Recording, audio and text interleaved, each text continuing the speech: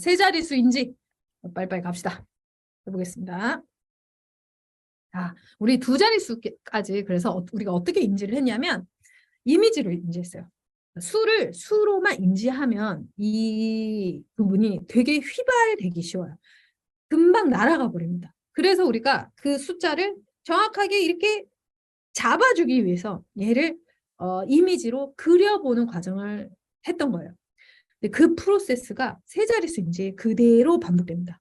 근데 뇌과학적으로 두 자릿수에서 세 자릿수, 그 인지 프로세스는 동일한데 인지된 그 수를 꺼내 쓰는 이 아웃풋 프로세스에서 두 자릿수보다 세 자릿수가 더 시간이 많이 소요됩니다. 그 말은 더 어렵다는 얘기예요.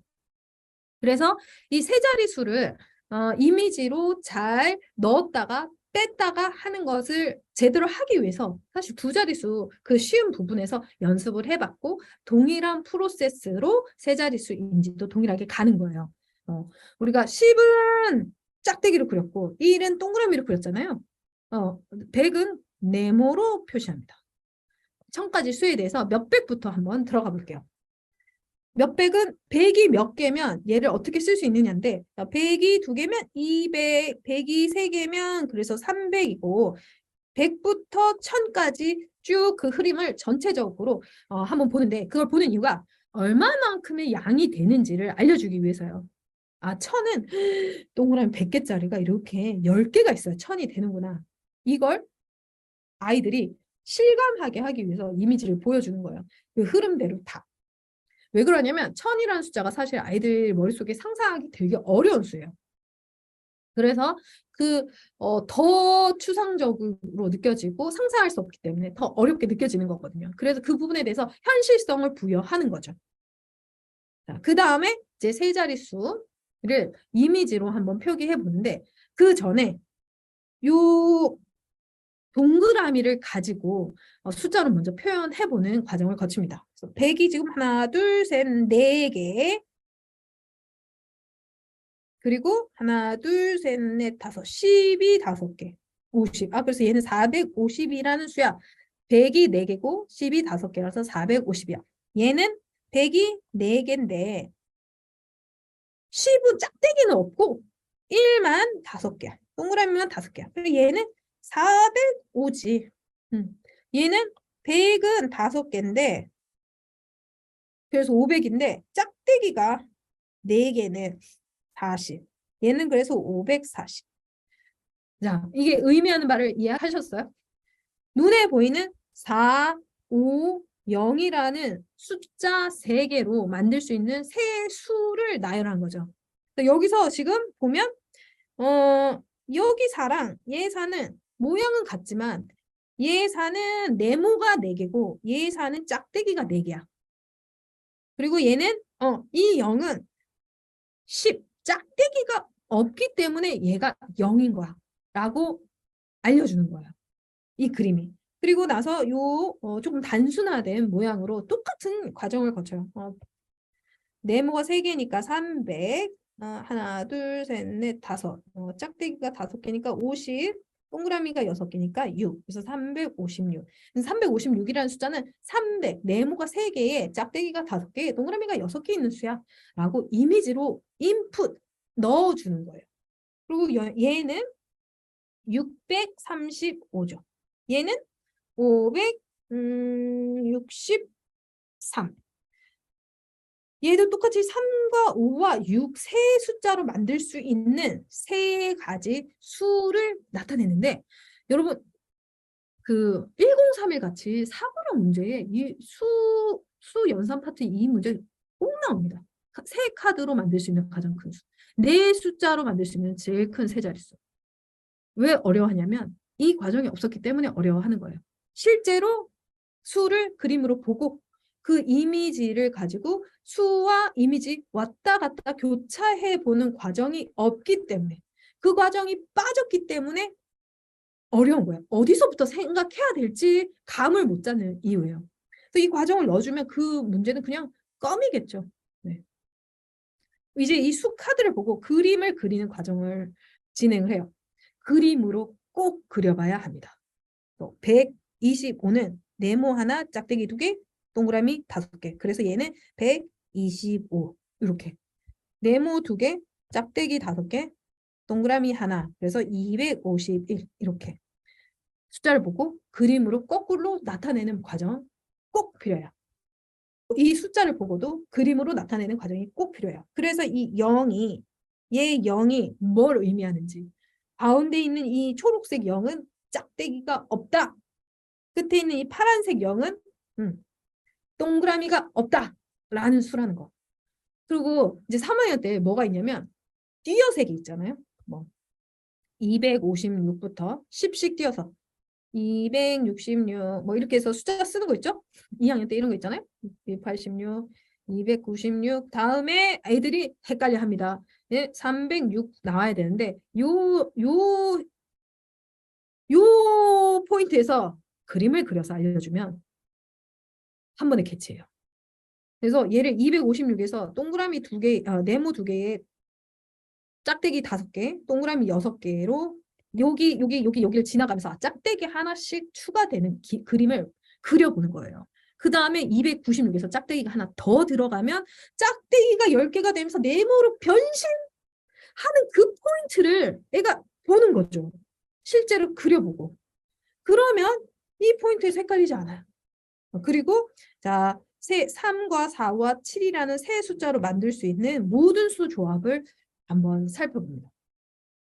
이건 아니네. 야, 이 문제는 다른 문제. 이 문제는 다른 데 있는 문제. 그러니까 숫자 3개로 만들 수 있는 모든 수의 조합을 한번 또 써보는 거예요. 그러면 그 최상위 문제 아니면 뭐 사고력 수학 문제에서 뭐 네 수로 만들 수 있는 세 카드 중에 제일 큰 수는 그러면 더 명확하게 왜 첫 자릿수가 이게 와야 되는지 알 수 있는 거예요. 그리고 얘는 이제 수식으로 이렇게 써보면서 347, 374 이렇게 써보면서 얘랑 어떤 차이가 있는지 가운데 0 들어가고 끝에 0 들어가는 게 어떤 의미가 있는지 수식적으로만 해결해 보는, 관찰해보는 프로세스입니다. 자, 이제 세 자릿수도 수직선으로 한번 해볼 텐데 동일한 프로세스예요. 자, 그 두 자릿수 할 때 100가지 수에서 했던 프로세스 기억하시나요? 여기서 수를 먼저 찍어서 위치 관계를 파악했죠. 그래서 855, 850에서 50, 60인가 요 정도 되겠네요. 855. 585. 585. 어느 게 더 오른쪽에 있지? 855. 그럼 얘가 더 큰 수야. 이렇게. 수직선에서 위치를 찾고 그 위치 관계를 보고 더 큰 수가 무엇인지 판단하는 거. 그리고 여기서는 바로 옆에 있는 수 348, 바로 옆에 있는 수 349, 왼쪽에 있는 수 347이라는 거. 이 수직선에서 직접 놔보고 하는 거예요. 또 얘는 인접해 있는 몇백 몇십. 또 654 한번 해볼게요. 654는 여기네요. 654. 뭐 딱 거기에 찍을 필요는 없어요.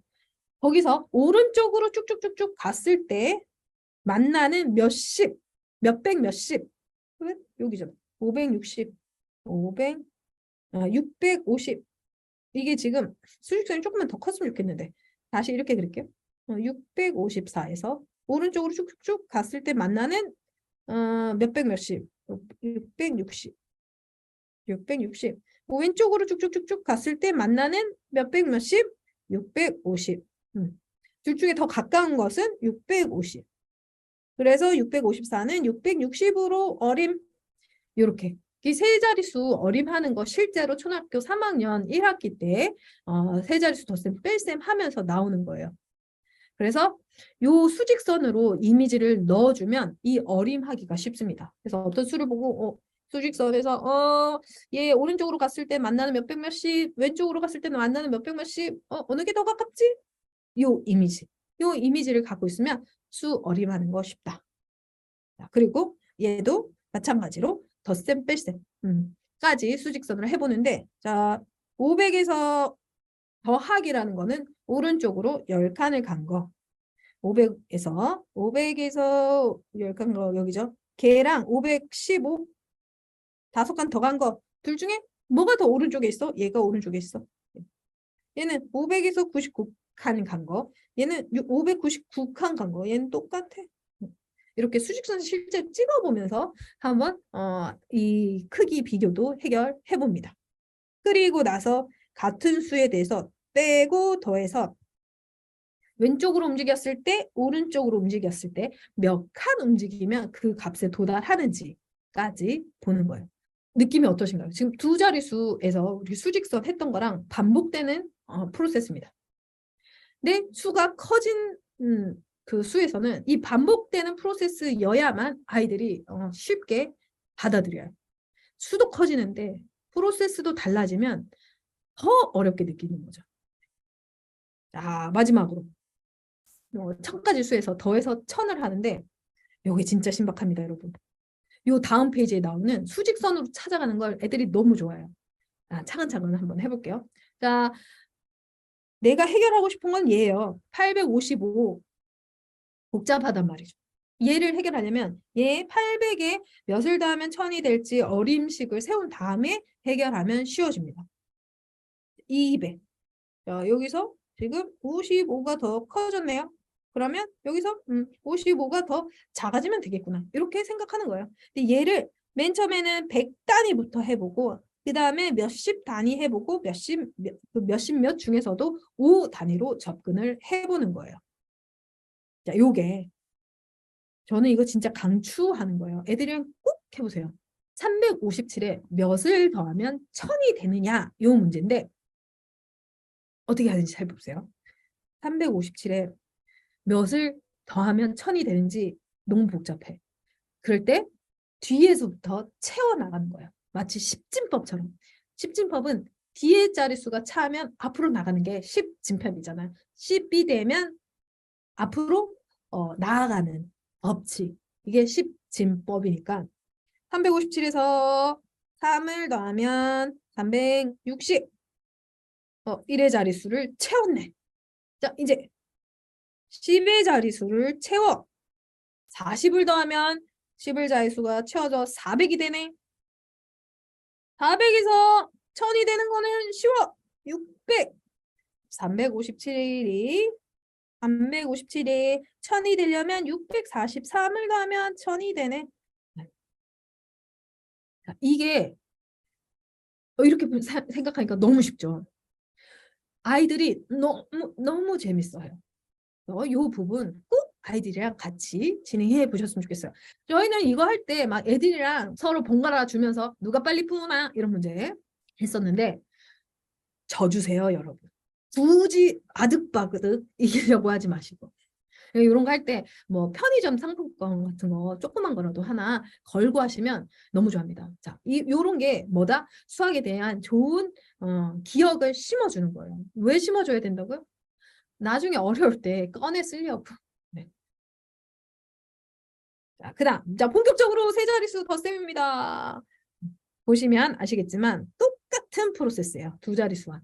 그림 같은 자릿수 수직선. 그리고 마지막 입장에 어림해서 계산하기가 조금 달라지는데 그래도 그게 결국에는 바탕이 는식과 위드십을 바탕으로 하는 거거든요. 한번 살펴보겠습니다. 받아 올림인데 잘못 들어갔네요. 받아 올림. 세 자릿수 덧셈. 그림으로 나타내는데 100의 자릿수, 10의 자릿수, 1의 자릿수 차례대로 더해봅니다. 큰 자릿수부터. 그래서 네모만 더해보고 짝대기만 더해보고 동그라미만 더해보는 거예요. 똑같이 마찬가지로 핵심 포인트는 받아 올림이 일어나는 그 포인트를 잡는데 자, 여기서 아이들이 어려워하는 게 있죠. 벌레 먹은 셈. 어려워하죠? 세 자릿수에서. 이런 거, 100, 7 더하기 이런 거 있잖아요. 그죠? 이런 거에서 벌레 먹은 셈. 이렇게 해서 네모 찾는 거. 여기서 애들이 의외로 명확하지 않은 게 뭐냐면 1의 자리수에서 받아 올림이 있으면 바로 앞에 자리인 10의 자리에만 영향을 미친다는 사실을 캐치하지 못해요. 이게 명확하지 않기 때문에 되게 막막한 거거든요. 어떻게 명확해질 수 있냐면 바로 이 그림을 그리는 프로세스에서 명확해질 수 있어요. 얘 네모 더해보고 네모만 더해봤죠? 짝대기만 더해봤어? 받아 올린 변신의 포인트는 바로 앞에 그림으로밖에 안 되는 거예요. 동그라미는 짝대기로만 변신해요. 동그라미를 큰 수라도 얘가 동그라미가 네모로 변신하는 건 없어요. 요 사실을 이 그림을 그리면서 캐치하는 거예요. 아, 동그라미는 짝대기로만 변신하는구나. 짝대기는 네모로만 변신하는구나. 요게 아주 핵심입니다. 그래서 요 벌레 먹은 셈 할 때 그 기본적인 사실을 아이들이 캐치를 못하는데 이 그림 그리면서 도움을 받을 수 있다. 뭐 세 자릿수 하면서 요 0 들어갔을 때 더하는 게 어떤 일이 일어나는지 얘가 지금 네모가 2개에 짝대기는 없고 동그라미가 7개잖아요. 둘, 셋, 넷, 다, 여섯. 7개 맞죠? 이렇게 가운데 동그라미 들어가는 덧셈이 어떤 원리인지도 이 그림을 그리면서 해결할 수 있습니다. 아, 아무런 영향이 없구나. 이 부분. 같은 자릿수도 이제 같은 자릿수끼리 이렇게 두 자릿수와 동일한 방식으로 계산을 하는데 뭐가 포인트다? 얘는 지금 그래서 300, 0, 60하고 50, 7하고 0인데 여기 300이고 여기 110. 얘가 짝대기가 네모로 변신한 포인트. 변신한 포인트. 그리고 얘는 7. 요 포인트가 숫자로 어떻게 나타나는지 네, 수식적으로 어떤 의미가 있는지를 확인하는 거고 네, 여기서도 지금 5개의 이거 직접 한번 그려볼게요. 왜 가운데 0이 있어서 하나, 둘, 그러니까 500하고 200, 80에 0을 더하고 6에 7을 더하는 거야. 그래서 여기 0을 더한다는 게 어떤 의미인지 가운데 있는 0이 어떤 의미인지 이렇게 하나 쪼개서 그 한 한 샷을 비교해 보는 거예요. 그러면 훨씬 명확하게 알 수 있겠죠. 자, 이제 수직선으로 자, 153 그래서 219 219를 더하는데 자, 는식은 이렇게 하나씩 채워가서 할 수 있어요.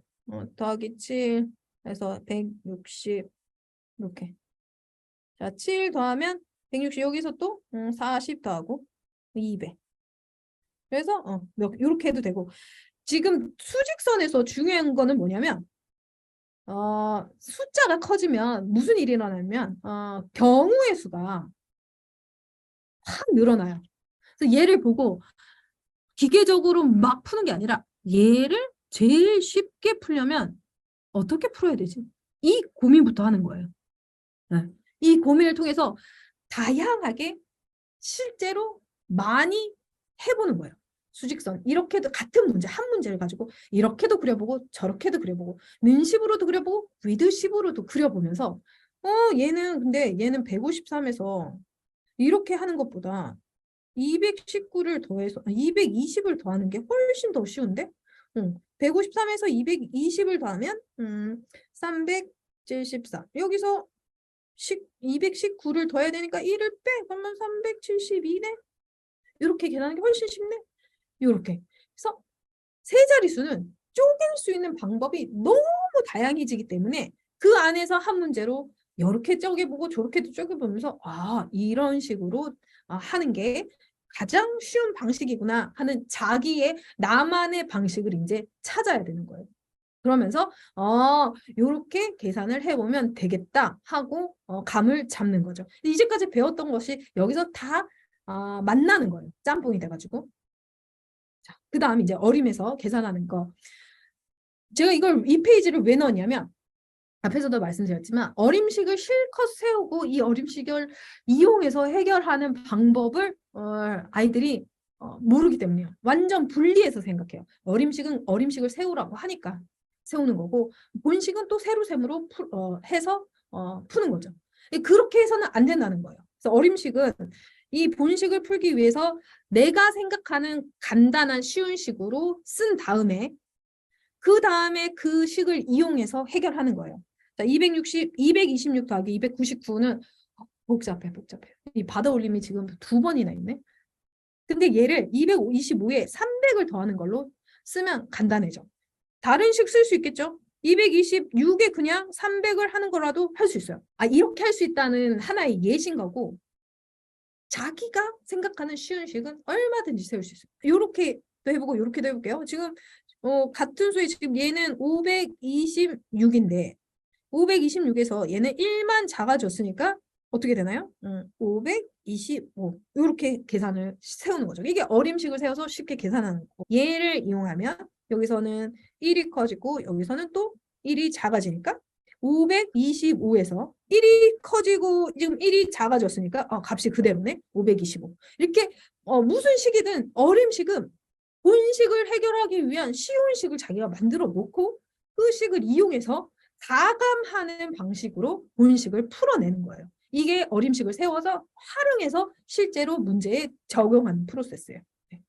여기 문제까지도 한번 아이랑 같이 연습해 보시면 좋겠어요. 이제는 왜 어림식을 세워야 되는지도 아시겠죠?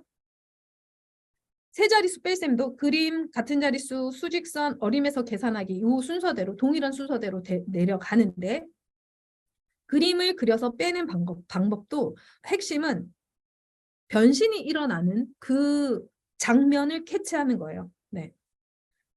그래서 근데 선생님 우리 애는 이제 두 자릿수 하면서 이미지화가 너무 잘 됐어요. 그럼 세 자릿수는 안 해도 되나요? 너무 싫어하면 안 해도 됩니다. 너무 싫어해서 안 해도 되는데 꼭 고비가 있어요. 그 고비에서 이거 그림으로 한번 그려서 한번 해결해 볼까? 하고 거꾸로 가셔도 돼요. 이제 학년이 올라가면 그림 그리는 거 되게 귀찮아하거든요. 네. 그럴 때는 유연하게 생각을 하셔서 적용하시면 됩니다. 아이들한테 맞게. 네. 또 여기서도 포인트는 바다 내림이 있는 그 장면을 캐치하는 거. 지금 3에 지금 짝대기가 3개인데 4개를 빼야 되는가? 불가능하네. 그러면 이 네모 2개, 이 네모 하나를 짝대기로 변신시켜가지고 지워 나가면 되는구나. 여기서도 짝대기는 짝대기끼리, 네모는 네모끼리, 동그라미는 동그라미끼리 자릿수대로 계산을 하는구나. 요런 포인트들 확인하면 되겠어요. 네, 그리고 지금 0이 있는 게 애들 너무 어려워하잖아요. 이거 그림으로 그리면 진짜 너무 간단하거든요. 여기서 135를 빼는데 뺄 수 있는 거 먼저 빼는 거죠. 얘 빼고 하나, 둘, 셋, 넷, 다섯 개 빼고. 근데 지금 30을 못 뺐잖아요. 30을 못 빼면 얘를 하나, 둘, 셋, 넷, 다섯, 여섯, 일곱, 여덟, 아홉, 10개. 이 중에서 하나, 둘, 세 개를 빼는 거죠. 그러니까 70개가 남았네. 100이 하나 남고 70개가 남고 하나가 남았으니까 171. 이렇게 0에서 뺀다는 거는 결국에는 뺄 수 있는 짝대기가 없기 때문에 네모를 퍼서 짝대기로 만든 다음에 거기서 빼는 거구나 라고 이미지로 인식하는 거예요.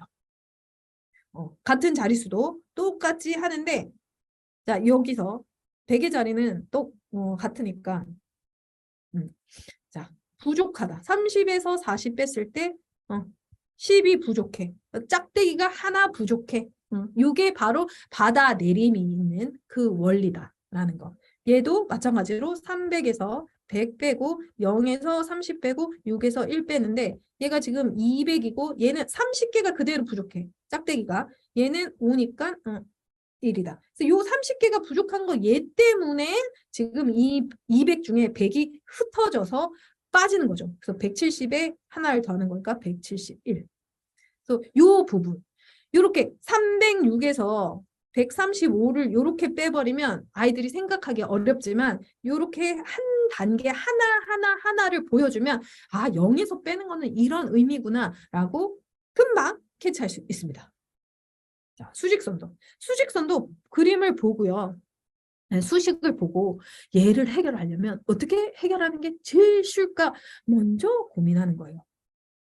자, 얘를 눈식으로 할 수 있을까? 위드식으로 할 수 있을까? 얘는 딱 봐도 위드식인데 197이니까 457에서 452에서 위드식 200을 빼. 200을 빼면 252잖아. 근데 197을 뺐어야 되는데 200을 뺐으니까 3을 도로 더해줘야겠네. 그래서 255. 근데 얘를 위드식으로는 못하나? 고민해 보는 거예요. 그래서 한 문제를 가지고 다양한 관점에서 이렇게 해볼까? 저렇게 해볼까? 이렇게는 안 되나? 저렇게는 안 되나? 고민해 보는 그 경험 자체가 굉장히 가치 있다. 그래서 수학을 좀 유연하게 볼 수 있는 경험이 된다는 거.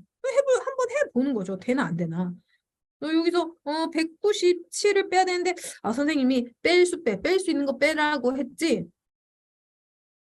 152는 뺄 수 있네. 152를 빼면 300이 되잖아. 그러면 197을 빼야 되는데 152를 뺐으니까 몇을 더 빼면 되지? 45를 더 빼면 되겠네.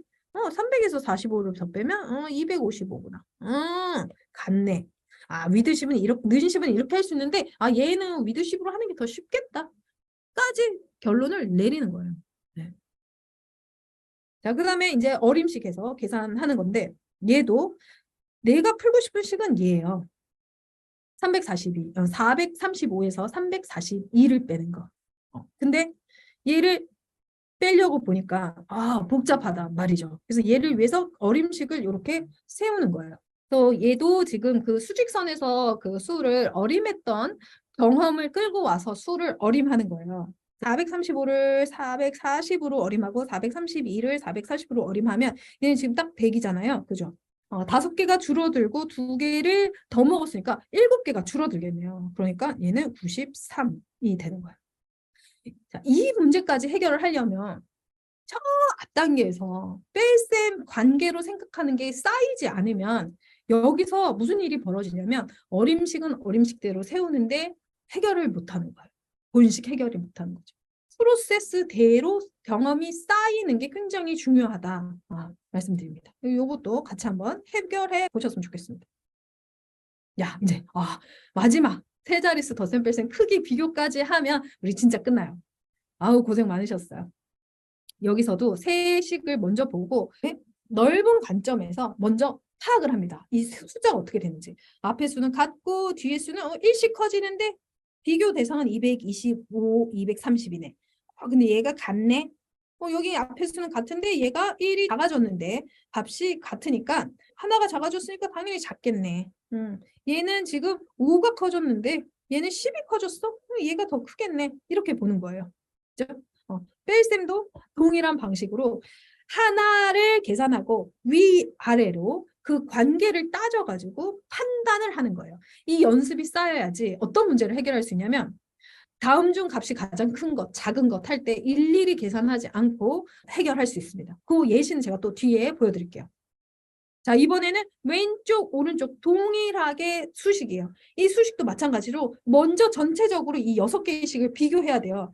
그래서 제일 먼저 풀면 되는 거, 그 되는 것을 하나를 먼저 해결한 다음에 위아래 혹은 아래로 관계를 따져서 크기 비교를 하는 거예요. 중요한 것은 얘는 계산하는 문제가 아니라는 거예요. 얘가 정확하게 답이 뭔지 궁금한 게 아니에요. 어느 쪽이 큰지, 작은지, 같은지 한만 하면 되는 거예요. 그렇기 때문에 일일이 풀 필요가 없는 거죠. 네. 그래서 이렇게 덧셈 뺄셈을 배우면 어떤 일이 일어나느냐. 자, 아까 전에 세 자릿수 하면서 말씀드린 거. 다음 이런 거 단원평가의 단골 문제죠. 계산 결과가 가장 작은 것은 어느 것일까요? 이렇게 일일이 다 풀어서 계산하지 않습니다. 어림해서 대략적인 값을 생각한 다음에 그 값을 기준으로 판단만 하면 돼요. 얘 정확한 값을 구하라는 문제가 아니거든요. 제일 작은 것을 찾으라는 거예요. 네. 그리고 이 문제 13번 문제도 계산하라는 문제가 아니라 어느 것이 더 큰지 작은지를 판단하라는 문제예요. 근데 지금 622에서 100 몇을 빼는 문제고 얘는 400 몇에서 200을 더하는 거예요. 600에서 어떤 수를 빼는 것과 100 넘는 수를 빼는 것과 400에서 200 넘는 수를 더하는 것. 계산하지 않아도 얘가 더 크다는 판단을 할 수 있죠. 근데 여기 친구 보면 지금 이렇게 다 계산을 밑에 했더라고요. 예. 계산할 필요가 없는 문제예요. 근데 이게 연습이 안 돼 있으면 100% 계산해서 풉니다. 근데 이런 문제에서 계산해서 풀어버리면 뒤에 있는 어려운 문제들 해결할 시간이 없는 거예요. 이런 문제들 그래서 계산 안 하고 해결을 해야 되는 거죠. 4번, 46번, 38번 다 디딤돌 그 문제에 있는 거예요. 기본 응용 문제에 있는 거. 이런 문제들도 계산할 필요가 없죠. 똑같은 수를 빼잖아요. 근데 이 문제 애들 진짜 99%는 다 계산합니다. 얘가 몇인지 찾고 얘가 몇인지 찾아요. 심지어 이거 못 찾아서 62 빼기 28 세로 셈으로 계산합니다. 근데 우리 독일 수학에서 계속 연습했던 그 프로세스가 이제 익숙해진 친구들은 28, 28 똑같잖아. 62, 52 얘가 더 크네. 이렇게 답을 찾는다고. 그죠? 얘도 똑같이 40에서 지금 20이 더 커졌잖아요. 그죠? 앞에 수가. 근데 빠지는 수는 20 지금 20을 더 뺐나 얘가? 20을 더 뺐어? 그럼 20 넣으면 38 해야 되는데 20을 더 안 뺐잖아. 그죠? 그러니까 20보다 적게 뺐으니까 니은이네. 20 커졌는데 20보다 적은 수를 뺐으니까. 요렇게 판단할 수 있는 거예요. 이해하셨죠? 왜 우리가 그렇게 이 모든 과정을 거쳐서 사칙연산 더하기 빼기를 학습을 했고 그렇게 학습한 것이 실제로 한국 수학의 그 문제집 아이들이 어려워하는 부분에서 어떻게 쉽게 적용이 되는지까지 제가 보여드린 겁니다.